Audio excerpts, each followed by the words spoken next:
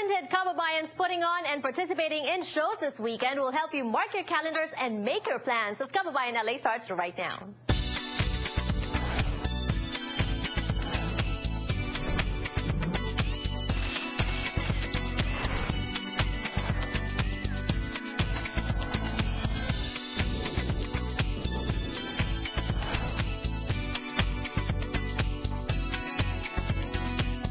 Carmageddon is the term being used for what's going to happen this weekend. Closure of the 405 from the 10 to the 101. A lot of people are being encouraged to just stay at home or bike through LA. We have a lot more details for you tomorrow here on Kababayan LA and in the next few days. But before that, of course, kahit naman po sarado ang mga freeway, marami po sa ating mga kababayan putting on shows or participating in shows. And we have all the details for you this afternoon on the show. Magandang hapon po sa inyong lahat. It's a Wednesday, it's a hump day at konting tulog na lang po. Weekend na naman po. My name is Janelle Sawyer, kababayan here in Los Angeles at ito naman ang ating mga balita.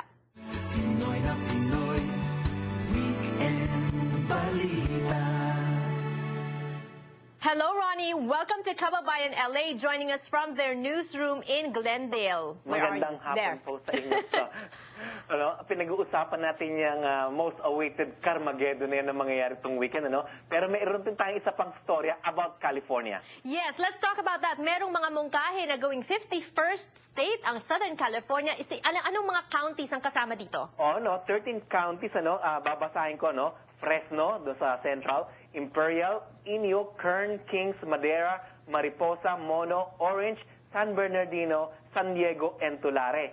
Siguro napansin nyo, hindi ko nabanggit ang Los Angeles County, hindi nga ito kabilang kasi supposedly itong mga counties na to ay medyo mga conservative areas, ibig sabihin mga Republicans at saka sila po yung mga tinatawag na hindi liberal. So conservative yung mga nakatira dyan. Alright, at bakit daw nila gustong humiwalay sa California? Why do they want to be America's 51st state? Kasi alam naman nila ang of course ang governor natin ngayon Democrat gusto nilang maano yung mag-control nila ang kanilang mga counties as far as collecting taxes or i-reduce man ang taxes kasi yun ang gusto ng mga conservatives, less taxes at ang mga resources nito ay sila ang mag-control at gusto nga nila, in fact, marami nang nagmungkahi na hatiin ang state of California sa 2 o sa 3 man kasi nga raw hindi na di-devolve ang mga powers mula sa Sacramento. And what are the chances of this happening, Ronnie? Although medyo marami nagki-criticize yan, marami na nga, like nabanggit ko, marami nang nag-propose ng ganyan at hindi naman nangyari. Pero maganda rin daw pakinggan ito kasi nga, these are conservative areas, Ang mangyayari daw yung mga liberals will have control of the coastal areas of the state and then yung mga inland at saka yung mga central, mga conservatives naman yan. So tayong mga liberal daw, sinasabi nila, mga taga Los Angeles at saka mga coastal areas, pwede tayong mag-raise ng ating taxes, Yun kasi ang gusto natin, sa maraming revenues at sila naman yun ang ayaw nila. Ako, ayoko mag-raise ng taxes, Ronnie, but that's another story. For now, when are they supposed to decide on this? They are giving the county supervisor in Riverside to talk about it at actually, ang gusto lang nila, basta walang public monies na igagastusin sa mga forums, sa mga town halls, okay lang yan, pag-usapan ninyo. Pero as far as ito ba ay lulusot sa California legislature, because this will have to be approved by the legislature in Sacramento, by the way. So malalaman natin kung magkakaroon man yan ng forward man yan or hindi, pero most likely baka mahirap mangyari yan. And speaking of making decisions and also speaking of conservatives and liberals, they are very much in the thick of things right now, talking about this debt ceiling debate, Ronnie. Hanggang ngayon hindi pa rin nagkaka-agree, and one of the effects of this bad U.S. economy is baka matigil ang U.S. pension.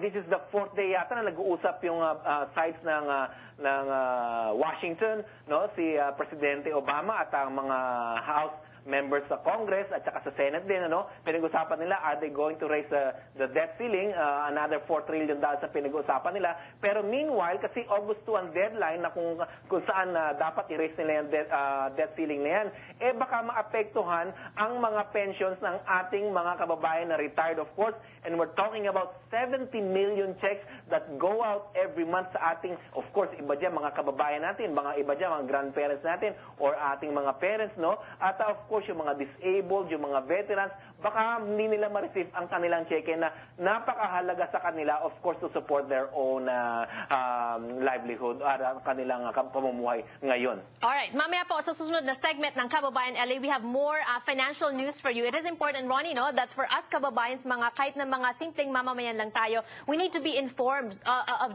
these issues para we can take necessary precautions so we can also prepare. Meanwhile, Ronnie, our third story for the day, not so good news, also putting the Philippines in a bad light, another kidnapping incident in the Philippines. What happened? Oo, no, sa isang island of Zamboanga, mukhang nagbabakasyon itong Pilipina. Actually, she gained U.S. citizenship a while back and she married a German U.S. national. Tapos nagpunta sila doon kasama ang kanyang anak na 14-year-old, nakidnap sila at saka pa isang nephew. We're talking about Gerfa Lanzman, 50 years old, ang kanyang anak na si Kevin at isang nephew na teenage din.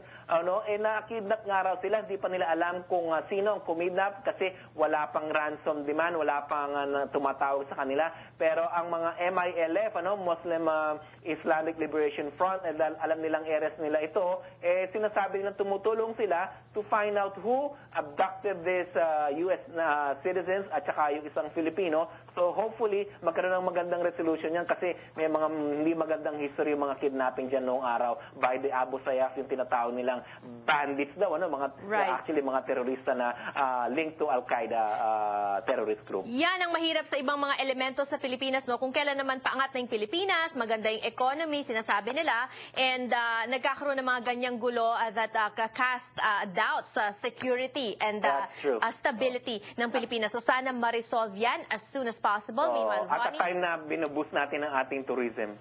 Exactly. So Ronnie, we're going to be closely monitoring Midweek and Weekend Balita for more developments and more stories also, and online, correct? Yes, balita.com po, dalaw po kayo dyan. Everyday po yung na-update namin. At bago na po yan, na medyo ginandahan po namin ngayon. Right, and I believe you may also watch some of the Kababayan LA clips on that website as well. Thank you so much, Ronnie, and we love partnering with you in Balita. More power. Maraming salamat po. Like I said earlier, financial news, this is very important. We need to be informed. Alamin po natin ang mga issues at yan po ihahatid namin sa inyo sa pagbabalik ng Kababayan LA. Don't go away.